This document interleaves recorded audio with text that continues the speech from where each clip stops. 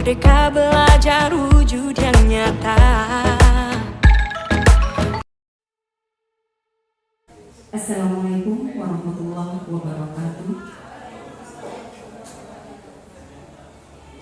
Assalamualaikum warahmatullahi wabarakatuh. Rasa syukur nikmat yang tak terhingga kita ucapkan kepada Allah Subhanahu wa Ta'ala, nikmat kesehatan dan nikmat iman yang tiada henti-hentinya harus kita syukuri. Karena atas nikmat iman itulah pada saat ini kita berkumpul di sini dalam acara aksi nyasa desimulasi program guru penggerak mulia positif. Kami CPB Angkatan 9 dari SMK Negeri 4 Sampit, saya sendiri Rusmania MPDI dan rekan saya Dian Susanti SP MPD. Baiklah, pada acara ini kami mohon kesediaannya kepada Bapak Kepala Sekolah untuk memberi sambutan pada saat ini. Kepada beliau kami persilakan. Assalamualaikum warahmatullahi wabarakatuh.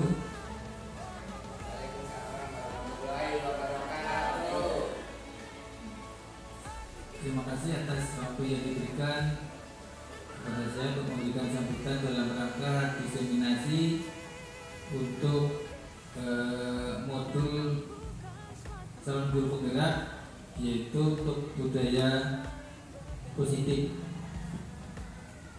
Yang pertama, saya sampaikan terima kasih kepada calon guru penggerak SMK Negeri 4 Sampit, Ibu Rusmania dan Bu Dian Susanti, sudah mau berbagi untuk Bapak Ibu guru semuanya, karena memang ini adalah kewajiban dari calon guru penggerak untuk bisa berbagi dan berkolaborasi dengan seluruh stakeholder yang ada di SMK Negeri 4 Sampit dalam rangka untuk membangun kebersamaan, bersama-sama menggerakkan.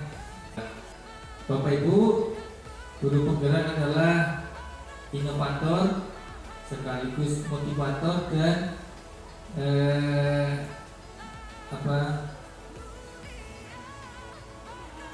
penggerak untuk kemajuan sekolah.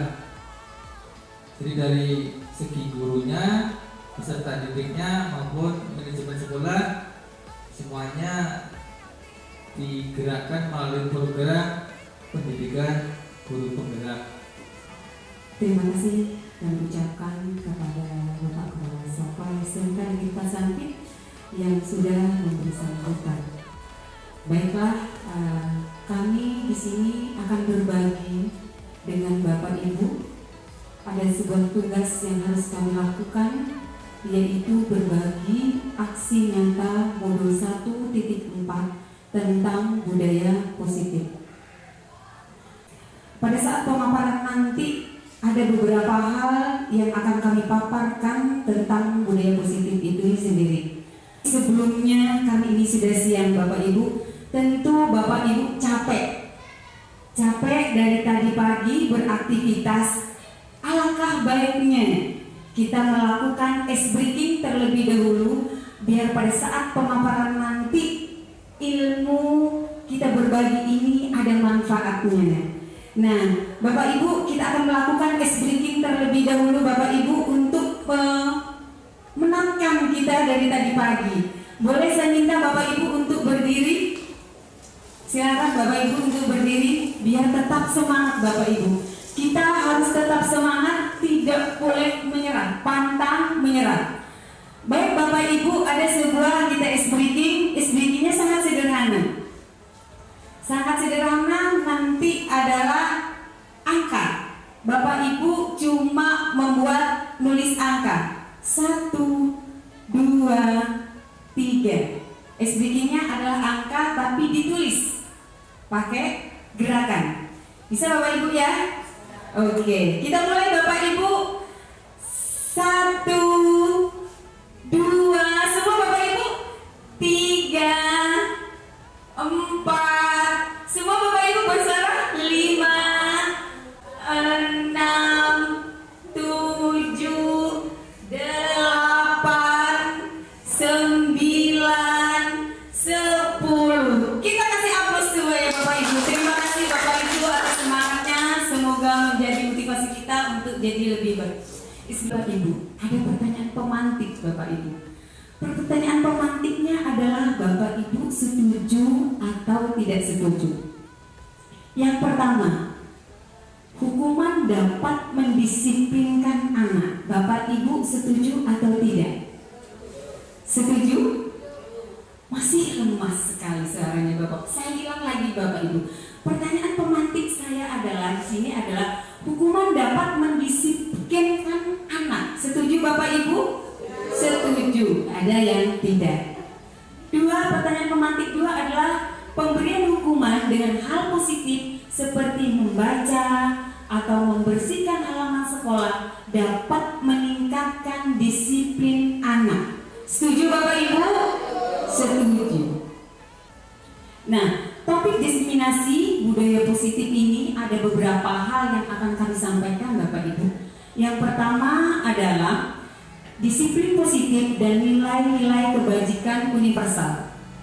Yang kedua adalah teori motivasi, hukuman, dan penghargaan restitusi. Ketiga adalah keyakinan kelas. Keempat, kebutuhan dasar manusia dan dunia berkualitas. Kelima, restitusi adalah 5 posisi kontrol. Yang keenam adalah restitusi segitiga. Restitusi. Dari topik ini kami berdua, saya dengan Ibu Dian Susanti akan memaparkan ini Bapak Ibu. Karena ini yang harus kami lakukan untuk berbagi itu sendiri. Maaf, eksplorasi konsep disiplin positif dan nilai-nilai kebajikan. Perubahan paradigma, ini sedang didengung-dengungkan, perubahan paradigma. Bapak Ibu, kegiatan kepalan tangan, mungkin Bapak Ibu bisa melihat kepalan tangan di situ. Ayo kita sama amati tentang kepalan tangan ini. Ada A dan B, Anda dan teman Anda sobeklah secari kertas kecil, tuliskan benda atau sesuatu yang sangat berharga untuk Anda. Letakkan di salah satu tangan Anda dan genggam atau sesuatu tersebut dengan segala daya. Buatlah sebuah kepalan tangan. Teman Anda, B, akan mencoba dengan sekuat tenaga dengan berbagai cara untuk meminta Anda memberikan benda tersebut. B bisa membujuk, mengancam, menghardik, menyuap, dan apa saja agar dapat membuat kepalan tangan Anda. Apa yang akan terjadi? Mari kita ilustrasikan Bapak Ibu semuanya. Kita ilustrasikan kepalan tangan ini. Semuanya kepalan. Anggap tadi temanmu sudah memberikan secari kertas. Apa yang akan kalian lakukan dikala ada teman B yang dengan segala macam rayuan, suapan untuk mengambil kertas yang ada di genggaman tangan Bapak Ibu, di kepalan tangan Bapak Ibu? Siapa yang mau memberi komentar? Silakan. Bapak Ibu, apa yang akan Ibu lakukan dengan kepalan tangan Bapak Ibu? Silakan. Norma, silakan. Apabila ada yang ingin membuka kepalan tangan saya tadi, saya pasti akan melawannya, atau saya akan berusaha bagaimanapun apa yang ada di kepalan tangan saya ini tidak terbuka. Ya, terima kasih. Ada lagi? Ada lagi? Silakan Bapak Ibu. Silakan Bapak Ibu. Mungkin Ibu Rose Silakan Ibu Rose, tanggapannya. Terima kasih. Saya pribadi, apabila sesuatu yang ada di kepala tangan saya, contoh kalau orang lain atau siswa, anggap saya siswa ya, siswa ingin melihat atau ingin membuka kepala tangan saya persilahkan dengan cara bujuk dulu saya, dengan cara mereka meminta saya dengan sikap yang santun, saya akan buka kepala tangan saya. Ya. Terima Ada kasih. lagi? Bapak Ibu, ada lagi? Kayaknya Budar tadi ada yang lihat saya. Mungkin Budar yang mau kasih komentar. Budar, silakan Budar. Boleh Budar. Baiklah, apabila tulisan itu memang sangat berharga dan rahasia, kemudian akan berusaha ada yang melihat, akan saya pertahankan sekuat saya, semampu saya, agar apa yang begitu berharga buat saya tidak diambil alih oleh orang tersebut. Terima kasih. Kasih apes untuk semuanya Bapak Ibu. Ada bermacam-macam komentar Bapak Ibu. Semuanya benar Bapak Ibu. Mempertahankan hak itu boleh, tidak ada larangan. Mempersilahkan dengan setulus hati itu pun boleh Bapak Ibu. Semuanya itu pun benar. Kembali kepada kita, sebuah paradigma. Mampukah kita membuat sebuah paradigma yang bagus dalam kinerja kita itu Bapak Ibu. Selanjutnya Bapak Ibu,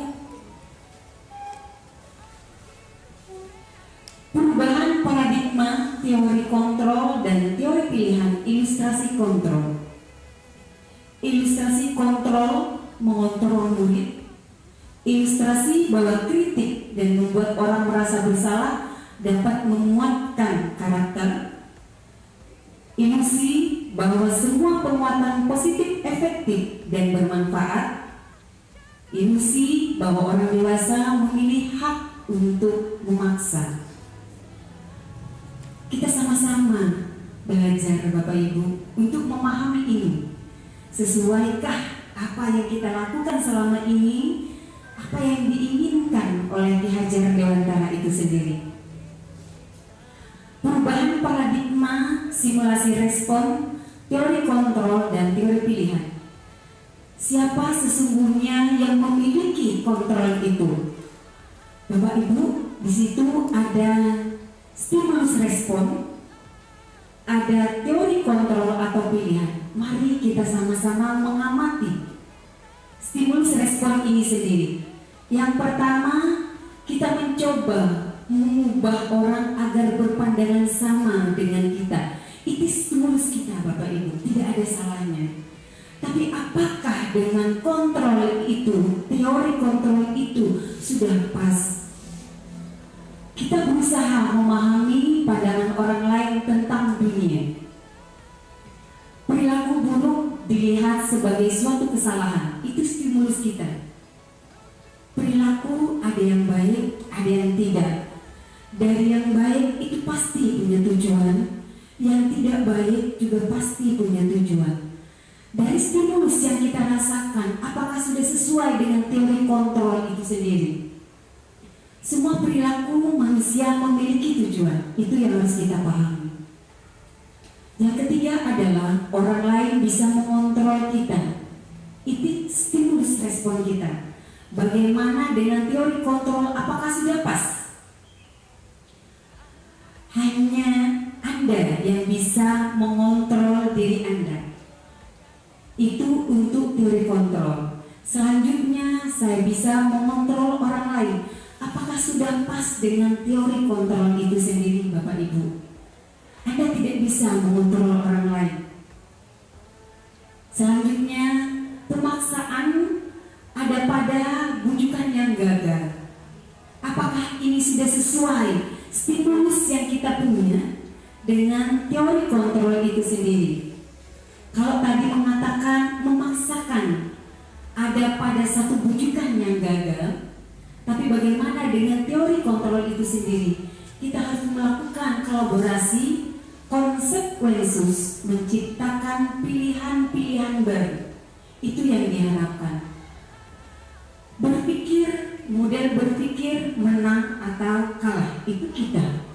Tapi untuk teori kontrol itu sendiri, itu menang semua Bapak Ibu. Tidak ada yang namanya menang dan kalah, tapi semuanya menang. Inilah siapa sesungguhnya yang memiliki kontrol itu sendiri. Yang memiliki kontrol itu sendiri adalah diri kita. Nah, Bapak Ibu, di sini ada disiplin positif, teori kontrol atau teori pilihan.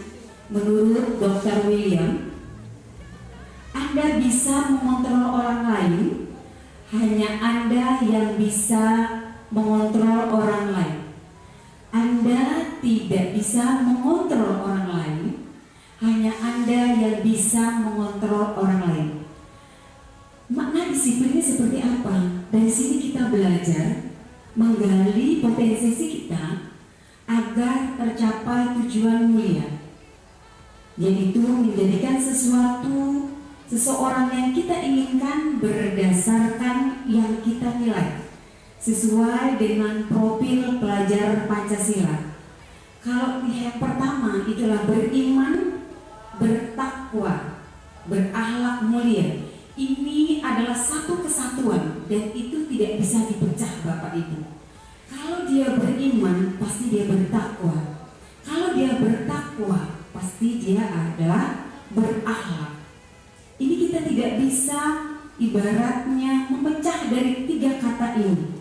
Beriman, bertakwa kepada Tuhan Yang Maha Esa, dan berakhlak mulia. Selanjutnya adalah semua berperilaku memiliki tujuan, yaitu teori motivasi. Teori motivasi itu adalah untuk menghindari hukuman, untuk mendapatkan imbalan, untuk menghargai nilai-nilai kebajikan dan keyakinan kelas. Selanjutnya adalah model berpikir menang, kolaborasi, konsekuensi, menciptakan pilihan-pilihan baru. 5 kontrol.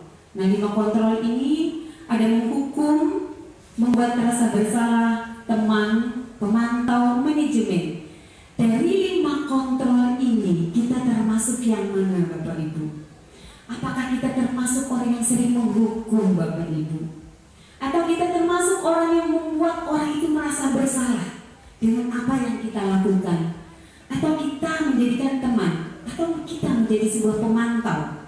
Atau dari 5 posisi kontrol ini adalah kita sebagai manajer. Harapan kita adalah sebagai manajer. Semuanya, harapan kita semua menjadi manajer. Terus segitiga restitusi itu menstabilkan identitas, validasi kebutuhan, menanyakan keyakinan. Selanjutnya adalah realitas kebutuhan. Kita berada pada berusaha memahami pandangan orang tentang dunia. Setiap orang akan memiliki gambaran yang berbeda. Kebutuhan manusia dasar, berkehidupan, penguasaan, kasih sayang, dan diterima berdasarkan kebebasan. Ini nanti akan disampaikan oleh rekan saya, calon guru penggerak, yaitu Ibu Dian Susanti. Mari kita pahami Bapak Ibu tentang apa makna disiplin itu sendiri. Disiplin berasal dari bahasa Latin yaitu disiplina, artinya belajar. Kita belajar semua Bapak Ibu. Kita belajar, pelan-pelan kita belajar. Mana berasal dari kata ini berkonotasi dengan disiplin, diri dari murid-murid Socrates dan Plato. Disiplin diri membuat orang menggali potensi menuju sebuah tujuan apa yang dihargai. Namun budaya kita Indonesia, kita akan kembali ke budaya kita Indonesia. Makna dari disiplin telah berubah menjadi sesuatu yang dilakukan seseorang pada orang lain untuk mendapatkan kepatuhan.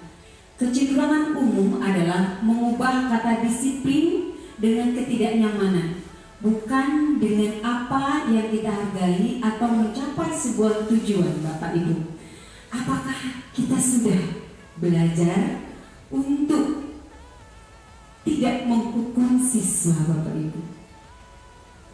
Apakah kita makna disiplin itu sudah sesuai dengan Ki Hajar Dewantara itu sendiri, Bapak Ibu? Itu yang harus kita pahami. Kalau Hajar Dewantara, kita menurut beliau pendidikan itu adalah menuntun, mengarahkan, membimbing. Itu membimbing, mengarahkan, mengontrol anak untuk mencapai sebuah tujuan. Anak sekalipun ada sebuah kebebasan, tapi tetap ada kontrol dari seorang guru itu sendiri. Itu yang harus kita pahami. Bagaimana pada saat kita mengontrol anak, tapi kontrol itu adalah dengan sebuah bimbingan. Kembali kepada eksplorasi konsep, teori motivasi hukum dan menghormati dan restitusi. Teori motivasi perilaku manusia. Saya katakan tadi Bapak Ibu dihukum dengan penghargaan, bahwa penghargaan berlaku sama dengan hukuman dalam arti meminta atau membujuk seseorang melakukan sesuatu untuk memenuhi suatu tertentu, tujuan tertentu dari yang diminta atau membujuk. Dorongan eksternal yang akan ada faktor ketergantungan. Beberapa dampak dari pemberian penghargaan itu sendiri, yang pertama adalah pengaruh jangka pendek dan panjang. Kedua adalah penghargaan penghukuman, menghormati atau memberi ketepatan, menghormati tidak efektif, penghargaan tidak efektif, penghargaan merusak hubungan. Hukuman dan penghargaan. Penghargaan menurut kualitas, penghargaan mematikan kreativitas dan intrinsik. Bentuk kebajikan apresiatif. Dalam memberikan apresiatif, pengakuan perlu diingat beberapa hal. Beri pengakuan secara khusus, beri pengakuan secara pribadi, beri pengakuan kepada semua murid bergantian, beri pengakuan konsisten, fokus pada proses. Bapak Ibu, mari kita ingat selama ini kata-kata kita. Kata-kata kita termasuk yang nyaman, Bapak Ibu, pada saat melakukan pembukaan. Kemarin saya perhatikan nilai kebajikannya adalah rasa empatimu besar sekali. Situasi pada saat mengelola murid baru di kelas kita, saya menghargai ucapan menghargai, Bapak Ibu. Dia peduli. Nilai kebajikannya adalah kepedulian pada saat situasinya, pada saat kamu membantu teman-temanmu di tugas kelompok. Terima kasih. Pada saat kita mengucapkan terima kasih, ada nilai kebajikan, Bapak Ibu, yaitu rasa tanggung jawab. Rasa tanggung jawab situasinya pada saat apa? Pada saat memungut kertas-kertas yang berserakan di lantai. Mari kita sama-sama tugas Ibu, kita membedakan antara hukuman dan konsekuensi itu sendiri, Bapak Ibu. Kita termasuk yang mana? Apakah kita termasuk orang yang hukum, ataukah kita memberi konsekuensi itu sendiri? Yang pertama, mencatat 100 kali di dalam buku, saya tidak akan terlambat lagi karena terlambat ke sekolah. Itu yang saya lakukan, Bapak Ibu. Nanti kita akan sama-sama lihat apakah ini termasuk hukuman atau konsekuensi. Yang kedua adalah lari keliling lapangan basket 2 kali karena terlambat hadir di sekolah. Yang ketiga, murid diminta untuk push up 15 kali karena tidak menggunakan masker ke sekolah. Terus selanjutnya mengganti kertas tugas teman yang telah dicoret-coret, membersihkan tumpukan air di meja, tulis karakter seksual pada saat belajar. Selanjutnya, murid disuruh untuk mengenakan sepatu seharian di sekolah karena tidak mengenakan sepatu hitam. lari mengelilingi lapangan basket 2 kali karena terlambat 10 kali, terlambat 10 menit untuk pelajaran PJOK. Mari Bapak Ibu kita pelajari apakah kita sekarang itu termasuk orang yang sering menghukum atau memberikan konsekuensi itu sendiri. Di mana letak kita Bapak Ibu selama ini? Kita banyak sering menghukum Bapak Ibu. Kita jarang memberi konsekuensi. Pada saat anak menggantikan kertas tugas karena yang telah dicoret-coret, anak membuat sebuah kesalahan, itu bukan hukum Bapak Ibu, tapi bagaimana kita memberikan konsekuensi atas permasalahan yang dihadapi. Selanjutnya perbedaan hukuman dan konsekuensi. Hukuman dan konsekuensi sesuatu yang menyakitkan harus terjadi. Konsekuensinya adalah sesuatu yang terjadi. Membuat sakit hati, membuat anak sakit fisik maupun hati untuk jangka waktu yang lama. Kita sering nih Bapak Ibu kita lakukan, termasuk saya. Tapi dari sebuah kesalahan bagaimana kita melakukan sebuah paradigma perubahan itu sendiri, tapi bukan sebuah hukuman. Kita melakukan sebuah konsekuensi yang diharapkan oleh kehadiran Dewan Tanah itu sendiri. Anak membenci kedisiplinan, anak akan menghargai disiplin. Pada saat kita memberikan kedisiplinan anak, bagaimana konsekuensi itu sehingga anak itu nanti menghargai kedisiplinan itu. Selanjutnya adalah apa itu restitusi. Mungkin Bapak Ibu bertanya apa itu restitusi. Sudahkah kita melakukan restitusi selama ini, ataukah kita salah dalam menjalankan restitusi itu sendiri?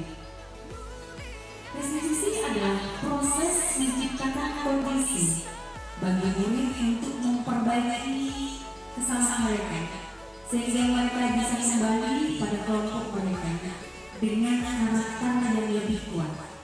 Restitusi juga merupakan proses kolaboratif yang mengajarkan murid untuk mencari solusi untuk masalah mereka dan membantu murid berpikir tentang orang seperti apa mereka inginkan, tujuan mulia, dan bagaimana mereka menghadapi perlakuan orang itu. Ini yang diharapkan oleh kehadiran di Bapak Ibu. Sebelum saya melanjutkan tentang restitusi sendiri, saya akan membagikan sebuah kertas Bapak Ibu tentang sebuah dialog, tentang sebuah kasus restitusi. Ini ada restitusi guru dengan siswa. Mungkin yang ketiga adalah sebagai observer. Bapak Ibu, bagaimana Bapak Ibu dalam menghadapi anak? Ada yang jadi guru, ada yang jadi murid. Silakan Bapak Ibu, nanti dibuat dialog Bapak Ibu ya. Silakan nanti pada saat siapa observannya untuk mengomentari bagaimana nanti dia melakukan restitusi itu sendiri.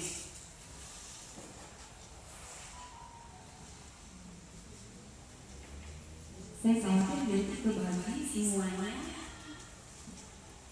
Ada yang jadi guru, ada yang jadi murid. Bapak Ibu, bagaimana Bapak Ibu menghadapi mungkin ada yang ketukar belum semua Bapak Ibu? Iya. Satunya adalah sebagai observan, sebagai observasi Bapak Ibu dari sebuah permasalahan restitusi ini sendiri. Di sini disebutkan restitusi adalah menciptakan kondisi bagi murid untuk memperbaiki kesalahan mereka, sehingga mereka bisa kembali pada kelompok mereka dengan karakter yang lebih kuat. Restitusi juga merupakan proses kolaboratif yang mengajarkan murid untuk mencari solusi untuk masalah mereka dan membantu murid berpikir tentang seperti apa yang mereka inginkan dan bagaimana cara memperlakukan orang lain. Silakan Bapak Ibu, saya kasih waktu berapa menit Bapak Ibu? Ada yang jadi murid, ada yang jadi gurunya. Silakan didialogkan Bapak Ibu cara menanganinya. Kita sama-sama belajar Bapak Ibu. Kita berbagi. Semoga dengan berbagi ini menjadi manfaat untuk kita.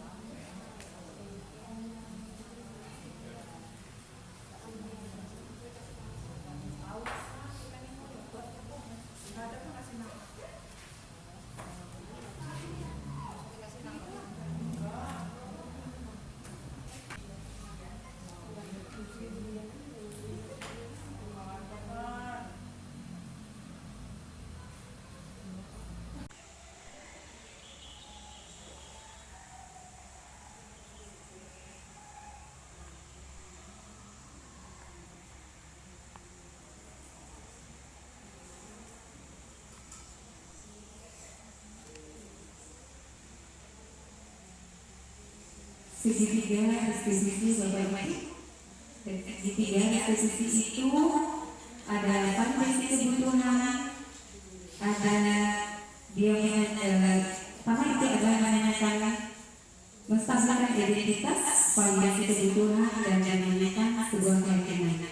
Ada 3 tahapan yang dilakukan pada saat kita menghadapi segitiga restitusi. Kita menstabilkan identitas kita. Setelah itu melakukan validasi kebutuhan dan menanyakan keyakinan itu sendiri Bapak Ibu.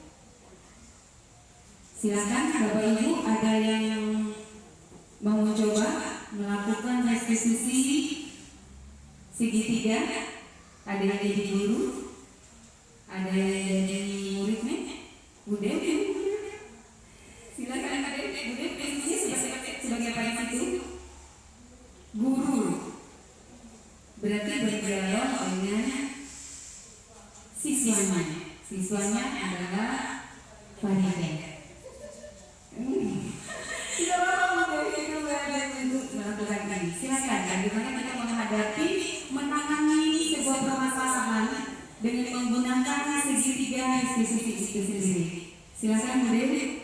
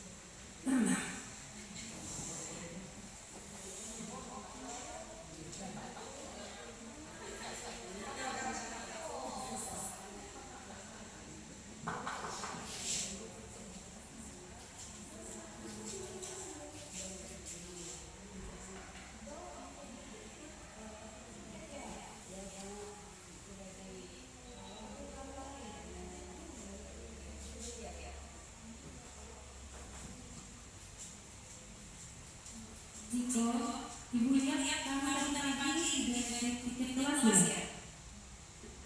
Iya Bu, maaf Bu. Nah, tadi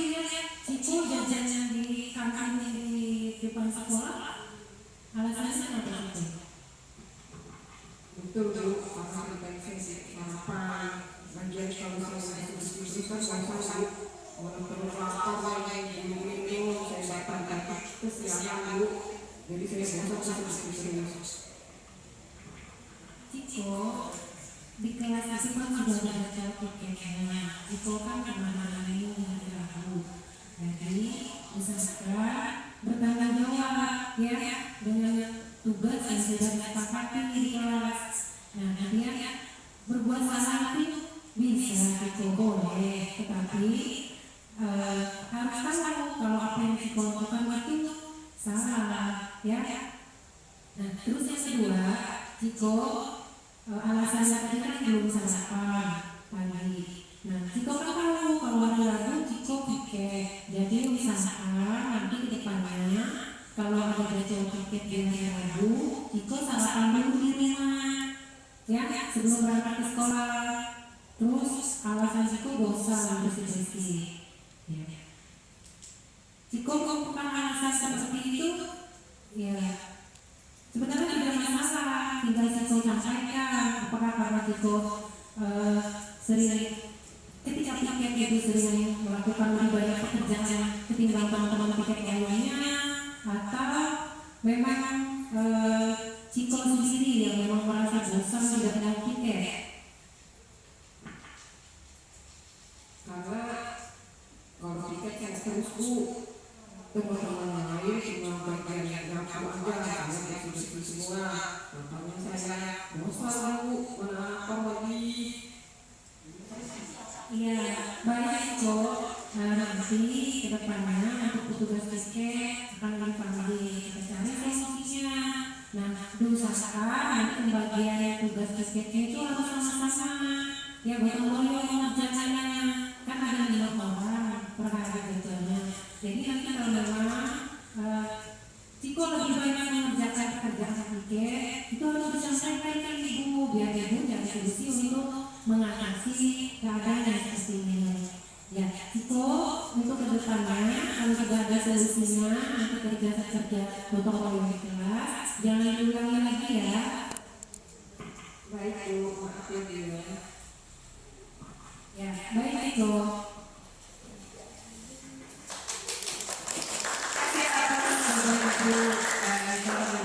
Bapak Ibu, kebetulan kemarin saya melakukan segitiga restitusi dengan anak.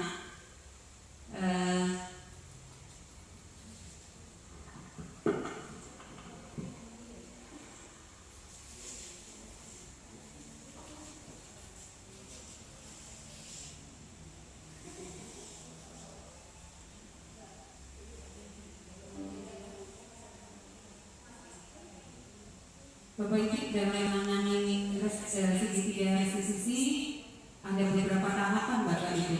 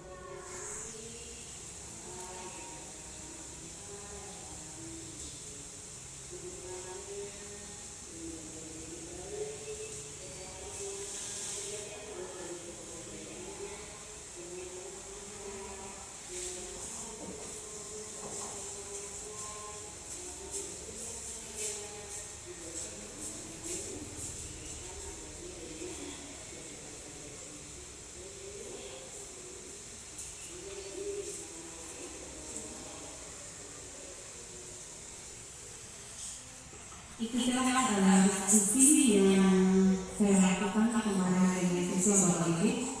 Ada beberapa tahapan yang harus dilalui dari tahapan diskusi itu sendiri, yaitu menstabilkan identitas, mengenai sebuah permasalahan.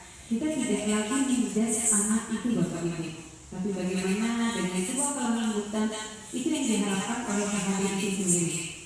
Kita bertanya, apa kabarnya, bagaimana, itu yang diharapkan Bapak Ibu. Ditanya dulu permasalahannya. Kita juga setiap orang punya permasalahan.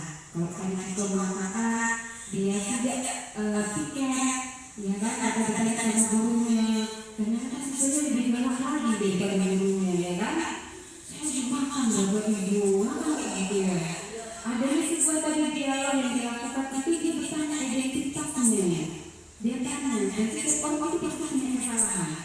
Kita belajar dari sebuah kelemahan itu, dia ada sebuah kebutuhan. Kita tanya Bapak Ibu, memang ada kita itu kesepakatan kelas Bapak Ibu. Kita harus melakukan kesepakatan kelas. Mungkin kalau saya pribadi, kadang-kadang itu tidak ditulis Bapak Ibu. Kebiasaan atau pelajaran agama, kita buat ROU-nya di depan tanpa ada ada fakta gitu. Cuma ucapan Bapak. Nanti kalau masuk kelas adalah kalian wajib berwudu.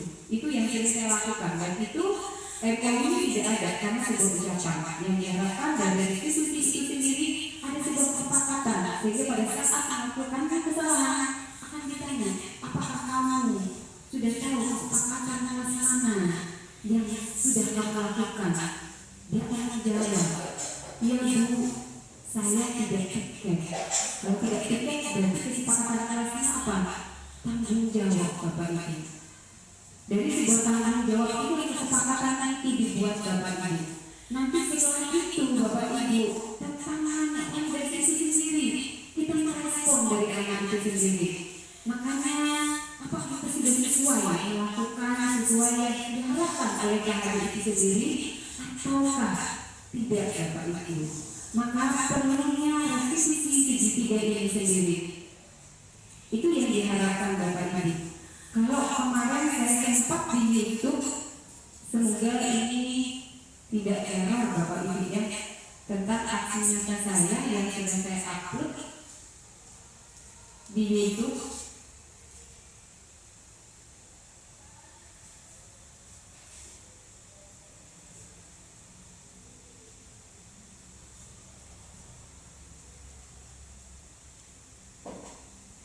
Bapak Ibu mungkin sambil saya menunggu aksi nyata saya yang saya ini, Bapak Ibu ada yang mau mencoba lagi tentang kasus ini Bapak Ibu selain tadi Bu Dewi? Nah, ini ada kasus Bapak Ibu, kita kemarin demonstrasi titik 4 Bapak Ibu.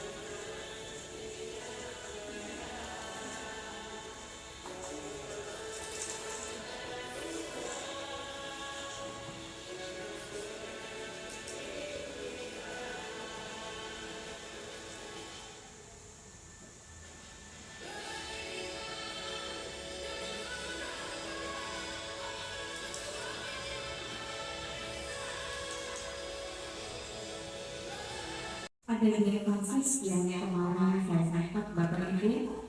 Kasus yang pertama adalah tentang anak yang tidak mengerjakan tugas, dia nyontek pada saat presentasi. Yang kedua adalah dia terlambat Bapak Ibu. Ini dua kasus dan ada satu tanggapan yang kami minta.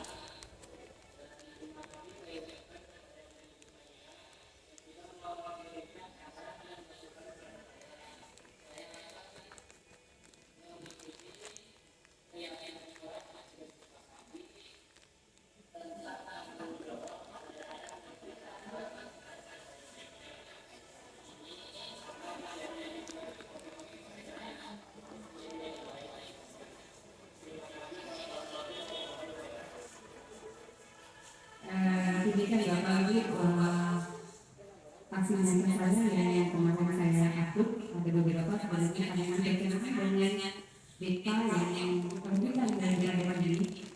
Pada saat kita menyelesaikan sebuah permasalahan, pada saat kita menyelesaikan sebuah ada beberapa cara Bapak Ibu. Kita tidak hanya diselesaikan di sekolah itu sendiri, tapi bagaimana kita melihat video call. Kemarin saya coba karena rata-rata pada saat menyelesaikan restitusi itu adalah dengan berhadapan, makanya kemarin pas malam-malam saya melakukan video call dengan anak itu. Saya coba dengan itu memang dia sempat error pada saat saya mendamping di kantor. Suara saya berubah jadi cowok Ibu. Makanya tadi saya skip untuk suara saya yang kasus yang pertama karena suara saya berubah jadi cowok. Saya tidak tahu, padahal waktu kita video call, dalam menangani kasus itu sendiri itu berjalan dengan lancar. Tapi di saat saya mengedit video saya itu jadi berubah cowok, makanya saya skip. Tapi saya buat sebuah tulisan di situ. Dan kasus yang kedua saya kira vertistusis. Itu cara penanganan untuk kasus yang dihadapi oleh anak. Kita berharap segitiga restitusi ini akan kita lakukan. Kita berharap kita lakukan itu pun sesuai dengan harapan kajian Dewan Tara itu sendiri. Itu yang diinginkan oleh kajian Dewan Tara.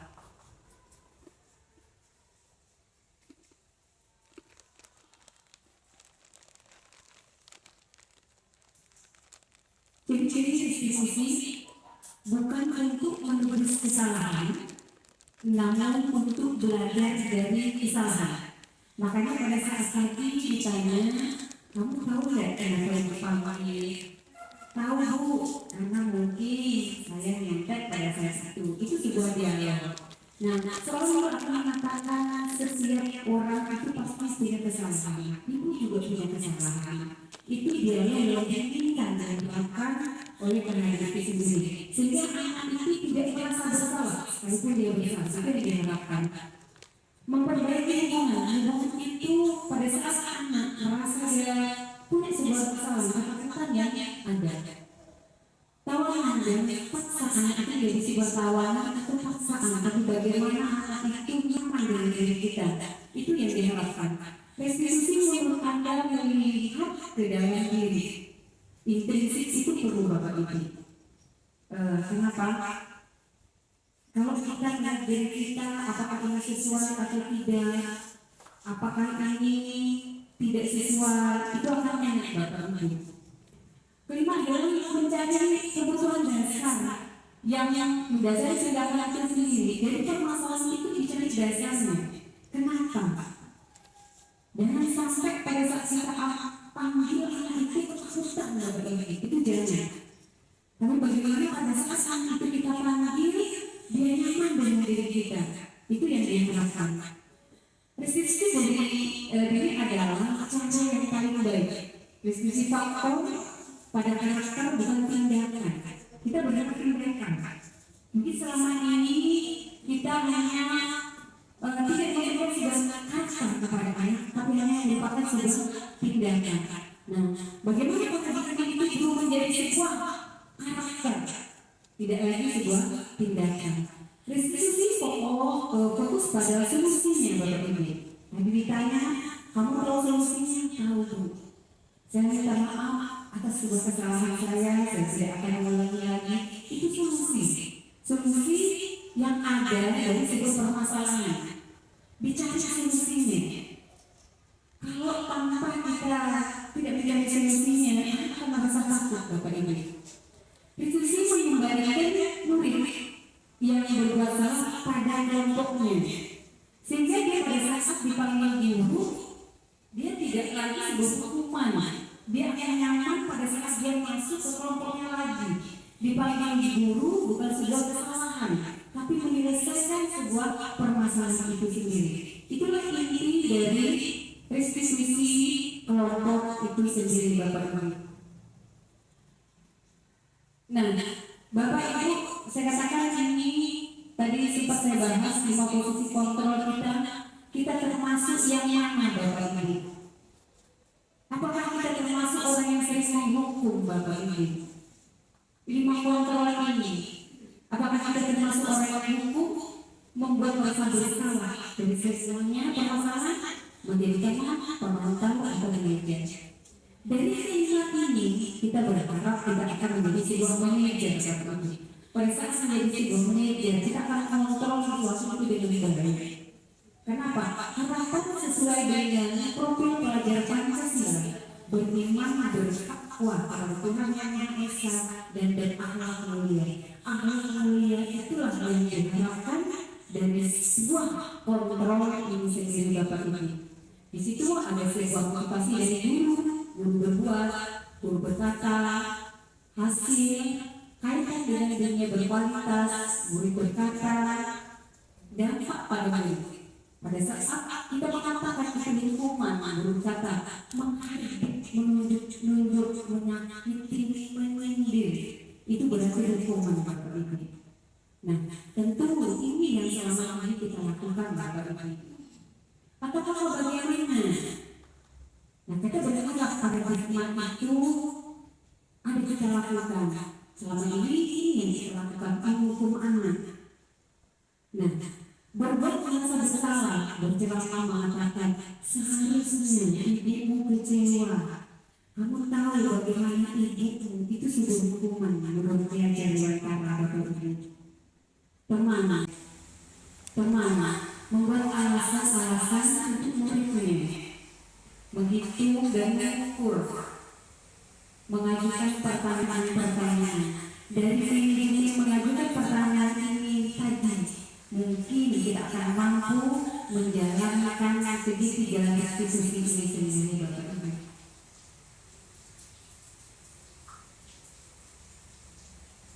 Ini Bapak Ibu, segitiga restitusi.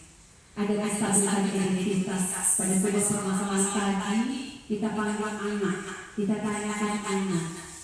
Setelah kita tanyakan anak, kebutuhan kualitas ini, dan menanyakan kenapa, bagaimana, setiap orang pasti punya sebuah kesalahan. Ini rentetan untuk Bapak Ibu. Keyakinan-keyakinannya ada tidak? Ini Bapak Ibu. Dari sisi anak-anak merasakan, Bapak Ibu, kalau kesepakatan kelas kita sudah melakukan, ini akan karakternya akan terbentuk. Validasi kebutuhan, dari kebutuhan ada solusi, Bapak Ibu. Solusi ini membuat anak itu nyaman, tidak takut lagi. Inilah segitiga sisi yang harapan kita bisa melakukan, Bapak Ibu.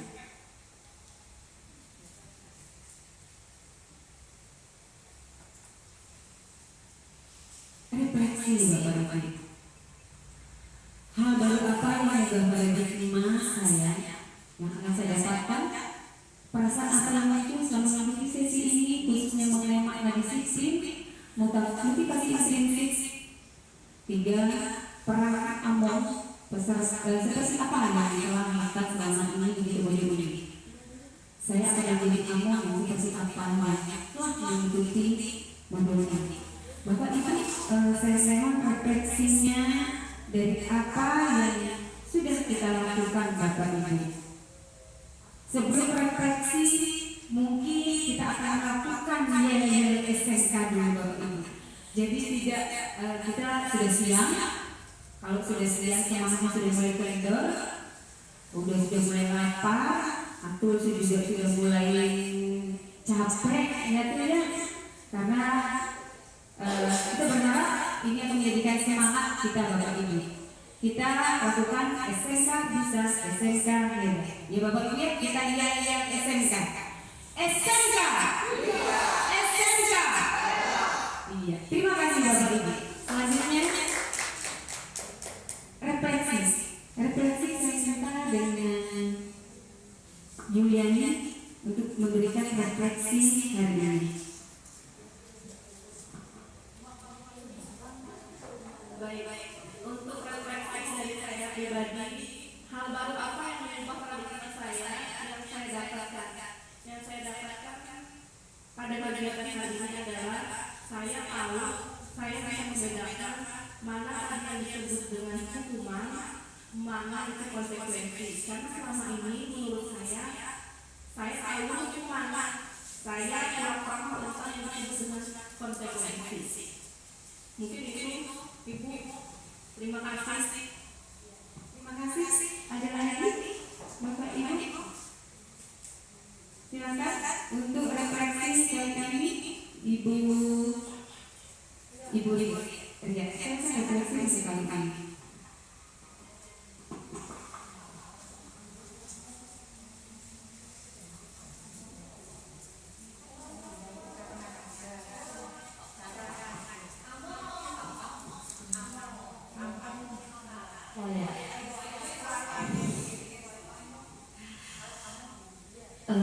Dari ilmu yang saya dapat hari ini, saya akan menjadi dan mengikuti modul ini untuk mengatur anak buah saya atau siswa saya dan menjadikan pelajaran supaya lebih baik lagi.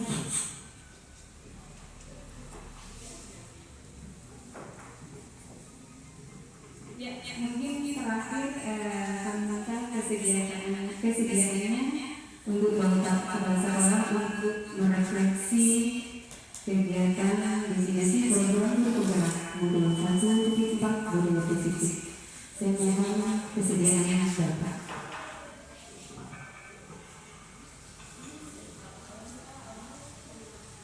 Ya, terima kasih atas waktu yang diberikan. Yang pertama bahwa dengan apa yang kita lakukan hari ini tadi kita mendapatkan pembelajaran yang cukup berarti dan sangat bermanfaat untuk kemajuan dunia pendidikan di satuan pendidikan kita, bahwa apa yang kita laksanakan selama ini ternyata lebih berpihak kepada diri kita dan membebani kepada peserta didik. Bapak Ibu, kita harus melakukan perubahan, pergerakan menuju ke perbaikan. Kalau selama ini kita kepada peserta didik memberikan hal yang bersifat negatif, maka dengan adanya kegiatan hari ini kita harus menanamkan dan membiasakan budaya positif kepada peserta didik.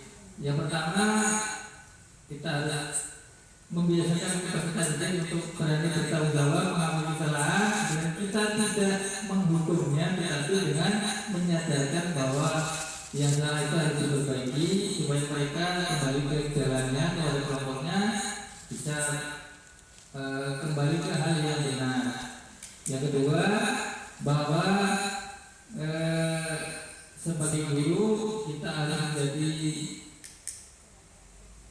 yang terbaik bagi mereka. Idealnya adalah menjadi teladan, idealnya menjadi teladan, memberikan contoh, memberikan gambaran, memberikan karakter yang baik bagi peserta didik, sehingga peserta didik mengikuti apa yang kita kerjakan, apa yang kita lakukan, apa yang kita praktekkan. Itu Bapak Ibu refleksi dari kegiatan kita hari ini tentang budaya positif. Mudah-mudahan semuanya bisa mengambil hikmahnya, mempraktekkan dalam kehidupan di satuan pendidikan kita. Kita selalu berbuat berpihak kepada peserta didik. Terima kasih.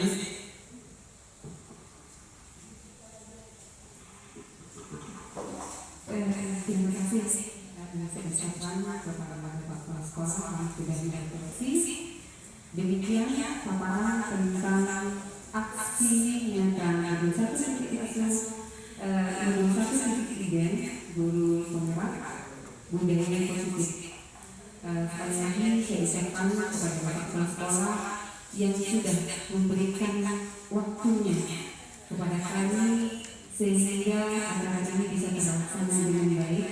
Semoga aksi berbagi ini bisa bermanfaat khususnya untuk saya sendiri. Saya akhiri. Wassalamualaikum warahmatullahi wabarakatuh. Selanjutnya saya serahkan kepada teman saya, guru penggerak dan sembilan SMK Universitas Kabupaten Kepulauan Riau, kepada Ibu Diani Susanti SPDD dipersilakan.